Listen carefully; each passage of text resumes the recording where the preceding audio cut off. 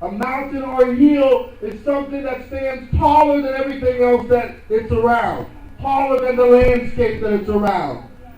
Throughout history, mountains and hills have always been a barrier in front of a man so he can't get to what he desires to get to.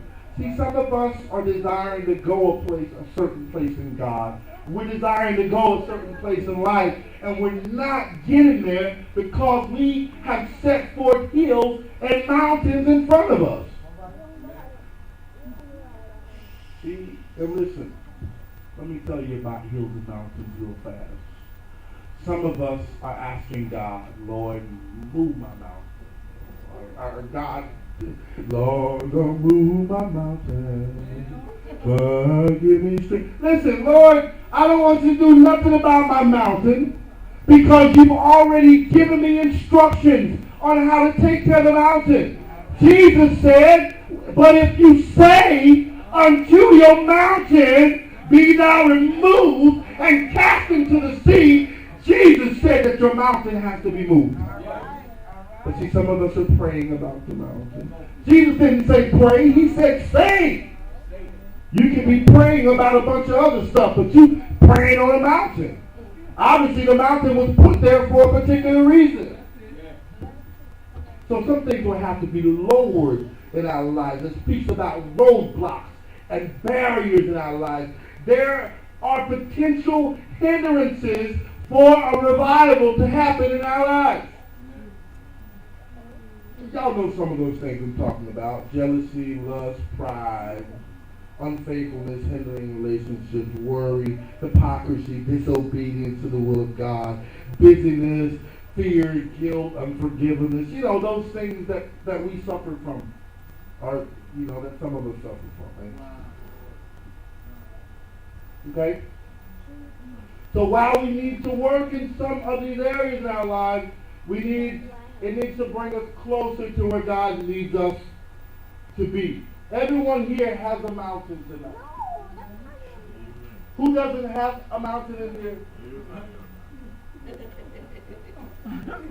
Everybody has a mountain in their life. We all have attitudes. Keelaboo do. Surely do. Everybody has some bad actions and passions that need to be brought down so God can lift you up. That's why you ain't getting lifted up, because you already high up.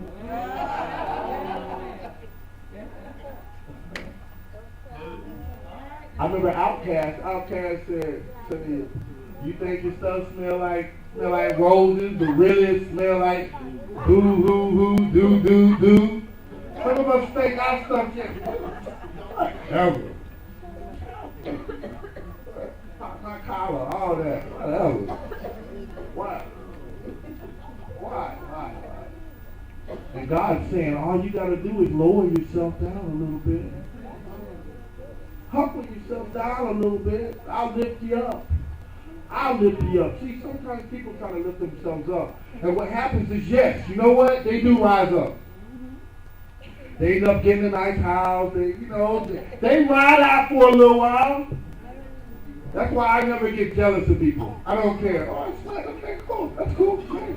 All right, cool. I'll hear from you soon. I got this guy that used to be a friend of mine. He always try to make say, hey man, I just got this today. Okay, cool. Okay, alrighty then. I just got this right here, and then a couple days later, he like, hey, man, Prophet, man, can I borrow like $20? You just told me you just got. What happened to your new cell phone? New cell phone. And they want to get high. They want to go high, but they bring themselves up. And it becomes a figment of their imagination. Who's the bishop? I'm the bishop. It's a figment of your imagination. You don't carry the anointing for it. You don't carry the power for it. You don't have the instructions for it. But you're that. You have to lower yourself down so he can lift you up. What does the Bible say? He says, humble yourself before the hands of the Almighty, and he shall exalt you in due time. Number 3, guys. Number 3, and I'm moving along here. Number 3. Some things will have to be lined up. See, when I was a kid, they used to preach about this all the time. Lining yourself up the Word of God. They don't preach about that. Not too much. Not line it up. Start talking about line it up. No. You mean I gotta stop smoking? I gotta stop lying? What you mean I can't have my girlfriend sleep with it? I can't have my boyfriend sleep with it?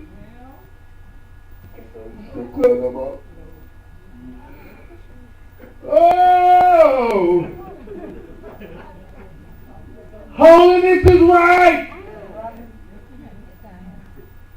Holiness is right! Yes, this isn't a Baptist church. It's not even a Pentecostal church. This ain't even a sanctified church. This is a holiness church. He said, "Be ye holy, for I am holy." Yes. Come on. Apostle told me one time, he said, "Man, listen, man. Your church has to be labeled something. You can't just call your church a non-denominational church." I said, "Okay, but when you are my apostle, then you can tell me to do that." But in the meanwhile, why you sleeping in a cot in the front of your yard? Don't try to teach me about church, man. Take care of your house first. Holiness is right. Boy, I feel like an old preacher said. That's how I used to say it when I was a kid. Holiness is right. That's right. Amen. So some things have to be lined up. In order for something to be lined up, you have to realize that it is crooked.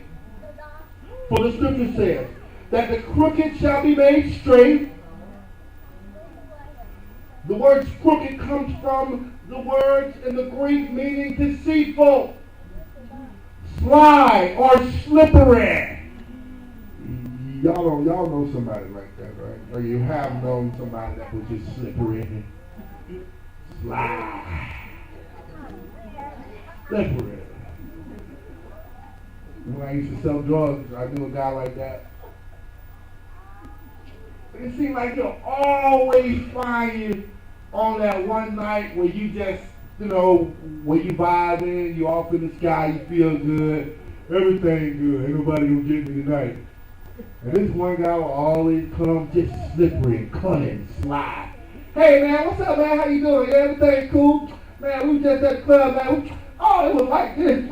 Oh, like that, man. Yeah, girl, everybody, you feels, oh, yeah, ha. Next thing you know, you fronting him all kind of stuff. And I'll be right back by 5:30, bro. It's all good, though. Like 10 o'clock the next morning, called his phone. That cat was slippery, sly. So crooked. Well, yeah, gotcha. I told y'all I was going to get you again. They call me green all the time. They so green. I'll be like, all right, I'm going to get you though. I'm going to get you back. Right? Some things have to be lined up. Deceitful things. If we want a revival in our lives, we're going to have to identify those areas where we've taken the wrong road and gotten off track. How many of us really feel in our lives, listen, I don't care about anybody else in here, but I feel like I just got off track a little bit. Lord, I need the roadmap to get back to the revival.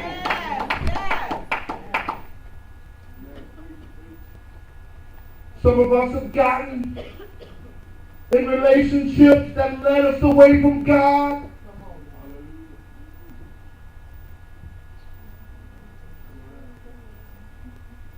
That road is crooked and needs to be straightened out. Some have allowed work, recreation, or some other pursuits to lead them away from God. You can let your job be so important to you that you turn your back on God. You can let your recreational time